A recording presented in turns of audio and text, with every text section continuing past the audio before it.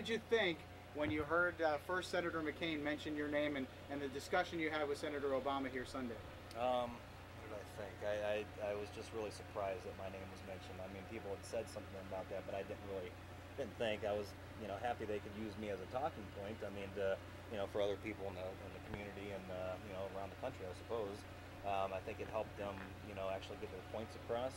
So I was happy about that. I think McCain did a strong job. Barack Obama, as always, speaks eloquently. So, do you think Senator McCain put Barack Obama on the defensive using the example that he had?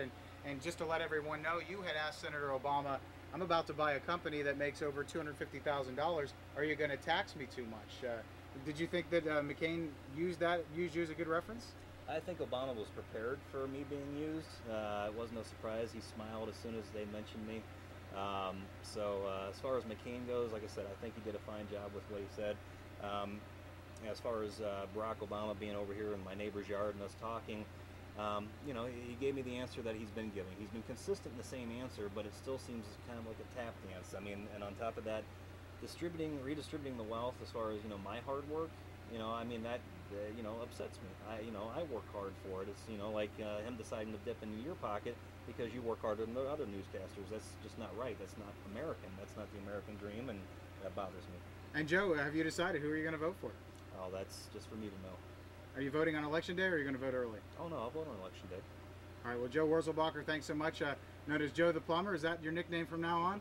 If it helps my company, I'll be Joe the Plumber, I'll be Joe the Smurf. I just, want to work and make a living, so. All right, Joe Wurzelbacher, thanks so much for joining us here live in Holland. As we mentioned, he's getting a lot of phone calls tonight. We know he was just on the phone with Katie Couric, of course. Well, obviously, we took a back seat to that. Oh, were you real? Neil Cavuto? Yeah, I can never say his name right. and I got a hard last name. Yeah, that's right. He's got an easier name than you do. All right, Joe, I am recording. If you could just stand right there for me. First of all, as we mentioned before, we heard your name more than 10 times, in the presidential debate today. I mean, your reaction to that? Like I said, it's just surreal to hear my name on national TV, and like I said before, I'm just glad I could be used to get some points across. Hopefully make some other Americans go out and really look into the issues and find out for themselves. Did you get a chance to listen to the debate? I did my best. Both of the phones were going off. Eventually I muted them. I felt bad about that. Some of my friends were calling, but no, I did pay attention to the debate, and I think John McCain did a fine job. I think he did much better than his first two debates. He stuck to his guns. He worked it. He did fine. Like I said, Barack Obama, he always speaks eloquently, but the problem with that is, there's a lot of people out there that can talk real nice, but you got to watch your actions. Actions are what tells me what a man's going to do. Actions on his part have me a little worried. McCain, he was a real American hero. I mean, this man, went to war for us, was a prisoner of war. Some of the things that he did, and from what I understand, I mean, he's a pretty solid individual. Now, he is a politician still, though, too. So you got to take that in consideration. Yeah, earlier today we were talking about that, don't go by what MTV or what other, CNN, Fox News says, Yes. Go out and learn yourself about the two candidates.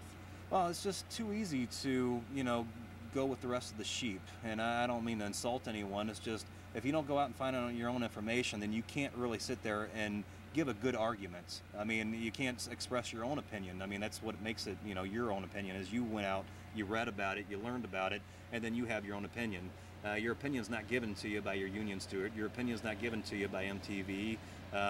You really got to find out facts. Joe, we know you're not revealing who you're voting for, but has this whole issue since Sunday helped you make up your mind, or is it getting you closer to that? My mind's been made up for a long time, to be honest with you. I've taken this very seriously, as I have every presidential debate I've gotten lucky enough to vote in, as an American citizen. I want to see this country remain a democracy and not a socialist society. Okay. Will your life change because of this?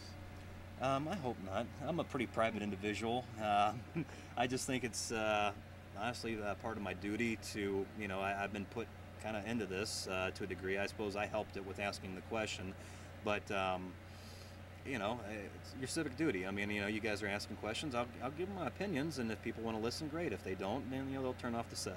Name some of the people who you're on the phone with, you know, while the debate or after the debate. Well, Diane Sawyer, I guess tomorrow morning we'll be doing an exclusive interview with her, and that means no one can call me until 11 o'clock, I'm told. So I do apologize for that, but, you know, it's Diane Sawyer. It sounded kind of cool. I spoke to Katie Cork afterwards. Actually spoke to Neil Cavuto. Thank you. Yeah, I got a hard last name and I can't remember yours. I'm sorry, Neil. Yeah, no, a lot of different people have called, and you know, I'm happy to share my opinion. And you know, when my 15 minutes up, I'm probably going to look forward to that. Do you have to work tomorrow? I got to be up at 4:30 in the morning to go to the gym first, and then I got to work tomorrow. Yes. So you're talking about buying this Al Newell Plumbing, is that right? Eventually, that's the plan. Al and I have discussed that, and that's something that I want to do. Right now, I want to set the record straight. Currently, I would not fall into Barack Obama's 250 plus. But if I'm lucky in business and, you know, taxes don't go up, then maybe I can grow the business and be in that tax bracket. And well, let me phrase it. Hopefully, you know, that tax won't be there. Now let's talk about, you said that on Friday that you're going to go to New York, or Fox News is flying you out. You're not going to be at Senator McCain's rally on Sunday. Yes. Want to talk about that a little? You know, I got a phone call and they asked me to come out and be on Governor Huckabee's show, and I like Governor Huckabee a great deal. And then they also asked me to be on Fox and Friends, I believe, Sunday and Monday morning. So go out there. I get to take my son with me and my dad. My son's just jacked. Go to New York. We're gonna go visit Ground Zero and reflect on that. And you know, it happened quite a few years ago, 2001, and I wish people, you know, wouldn't treat it so much like the Civil War. You know, it's a little bit newer than that, and you know, that threat is still there. And I really appreciate President Bush helping us to where we haven't had another terrorist attack. Joe, are you okay with being called Joe the Plumber? Oh, sure. Yeah, no, that doesn't bother me at all. You know, if I can capitalize on that with my business, then, you know, I definitely will.